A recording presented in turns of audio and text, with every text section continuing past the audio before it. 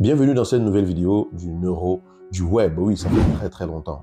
Ça fait quand même longtemps que je n'avais pas publié de nouvelles vidéos depuis la première vidéo qui avait suscité beaucoup d'intérêt.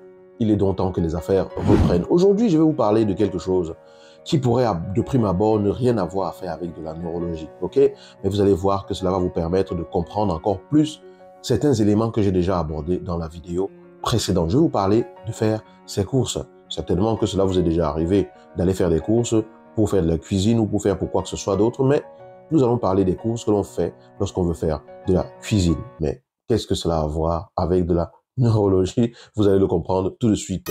Je suis le docteur Yannick Gala, je suis neurologue, je suis votre neuro du web, prêt à transmettre à toutes les personnes intéressées par la neurologie, surtout les étudiants en médecine, les internes, les externes, toutes ces personnes-là qui sont dans un cursus de formation de neurologie, qui vont faire un stage en neurologie, qui ont fait un stage en neurologie, qui se cassent la tête par rapport à la neurologie. Le but de cette chaîne est de rendre la neuro plus digeste, plus simple à assimiler par petites bouchées, par petits morceaux. Vous savez, en Afrique, on dit que on ne mange pas un éléphant en une bouchée, ok? Si l'on veut manger un éléphant, c'est d'abord boucher, c'est toujours petite bouchée, après petite bouchée. Ça veut dire que nous, on prend ce qu'on a à vous transmettre et on prend chaque petit morceau, on vous le donne à digérer et vous allez voir que les choses vont se mettre en place pour vous au fur et à mesure. Qu'est-ce que aller faire ses courses a à voir avec le fait de faire de la neuro? En réalité, lorsque vous allez faire vos courses, vous allez acheter un certain nombre de choses. Peut-être des tomates, peut-être des lardons, peut-être du riz, peut-être des pâtes, du sel, de l'huile végétale, peu importe, vous allez acheter plein de choses. Mais vous allez vous rendre compte que ce que vous allez acheter a pour but de permettre un assemblage qui donnera un résultat à la fin. Ça veut dire que ce que vous allez acheter comme ingrédients, c'est des ingrédients que vous êtes censé mettre ensemble pour avoir un résultat à la fin. Il y a des ingrédients qui ne peuvent pas aller ensemble, il y a des ingrédients qui peuvent aller ensemble pour avoir un certain résultat. Ça veut dire par exemple que si j'achète du riz, que j'achète du nécessaire pour cuisiner une certaine sauce qui va aller avec le riz que je vais consommer, et en même temps, en faisant des courses, j'ai acheté du chocolat, j'ai acheté du pain, j'ai acheté je sais pas quoi, du liquide vaisselle, j'ai acheté du détergent. Je ne vais pas pouvoir, lorsque je vais faire la cuisine, rajouter du chocolat dans du riz, par exemple. On est d'accord? Parce que ces ingrédients ne vont pas ensemble. Je vais prendre les différents ingrédients qui vont ensemble, je vais les assembler pour avoir un mets, pour avoir un résultat qui passe ensemble, un résultat qui a un sens, un résultat qui a une signification et que je ne peux avoir que quand je mélange certains ingrédients. Et c'est exactement ainsi lorsque vous pratiquez de la neurologie. Quand vous arrivez en stage et que vous devez examiner des patients, on a déjà parlé du fait qu'il était très important de ne pas se prendre la tête, ok, de se mettre en position de celui ou de celle qui vient pour apprendre. Et nous avons insisté également dans la dernière vidéo sur le fait que la sémiologie, c'est fondamental. La connaissance des symptômes, des signes et tout ça, c'est fondamental, ainsi que leur sens. Donc, quand vous allez interroger votre patient, qu'est-ce que vous faites? Vous êtes simplement en train d'aller à la course aux symptômes et aux signes. Vous allez poser des questions au patient, il va vous dire « oui, j'ai mal à la tête depuis tel nombre de jours ». Où est-ce que vous avez mal à la tête? Comment est-ce que ça vous fait mal? À quelle fréquence est-ce que vous avez mal?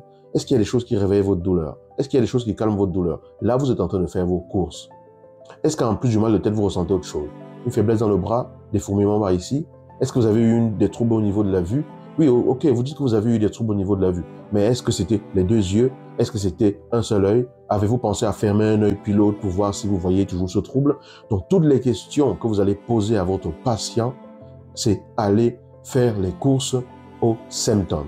Par la suite, quand vous allez l'examiner, vous allez faire la course des signes physiques, de ce que vous retrouvez quand vous examinez le patient.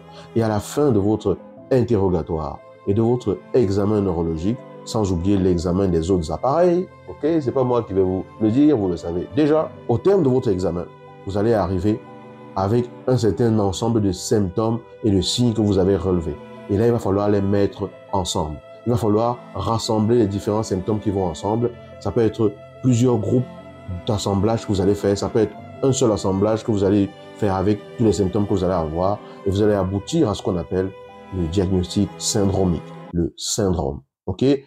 Au terme de votre examen, quel syndrome neurologique avez-vous identifié chez votre patient?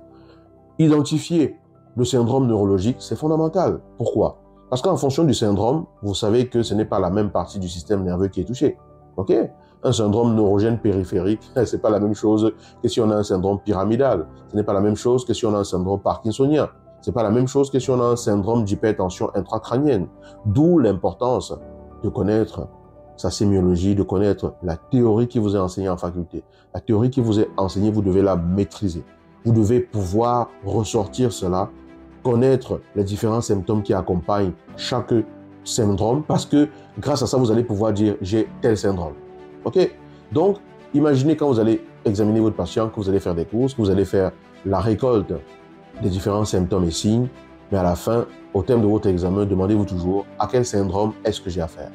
À quel syndrome neurologique est-ce que j'ai affaire? Parce que ça va déterminer la suite de votre prise en charge, la suite de votre raisonnement dans le diagnostic. Ça, vous allez le comprendre dans la prochaine vidéo. On va prendre bouchée par bouchée, ok? On ne va pas vous inonder de plein de choses en même temps, mais dites-vous simplement à quel syndrome est-ce que j'ai affaire?